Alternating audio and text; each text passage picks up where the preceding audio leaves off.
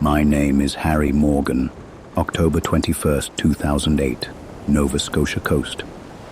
The locals here don't go near the old lighthouse. Smart people. They listen to their instincts. They told me if you stand at the cliff's edge, the wind whispers your name. Some blame the waves, others blame the dead. I blame physics, until physics stops making sense. The lighthouse had been dark for 20 years. The last keeper, Thomas Brennan, vanished without explanation. No signs of struggle, no body. Just an oil lamp left burning in the lamp room, still warm when they found it 3 days later. That kind of detail stays with you. I stood at the base of the lighthouse tower. Built on granite cliffs, it loomed above me like a bone-white finger pointing at the sky.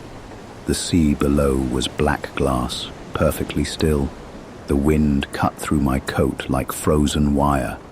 And then, there it was, my name, drawn out like a prayer, carried on air that tasted of salt and something else, something older. The lighthouse door was unlocked. It's always unlocked when something wants you inside. The spiral stairs were slick with condensation, or what I hoped was condensation. Each step echoed like a heartbeat. 27 steps to the top. I counted. I always count. At the top, the great glass prism was turning, slowly, deliberately. No power to the building for 2 decades, but the Fresnel lens rotated like a clock that refused to die. Moonlight struck the prism, fracturing into silver shards across the walls. Beautiful, hypnotic, and acoustically perfect. The prism's curved surfaces were warping sound, wind and waves bouncing off the glass, creating vocal patterns. The lighthouse was an instrument. The ocean was playing it. Physics, pure, elegant physics. That explained the names. That explained the whispers. That explained most of it. Morgan. This time it wasn't the wind. It wasn't the sea. It was my own voice, speaking from the darkness behind me. Words I hadn't said.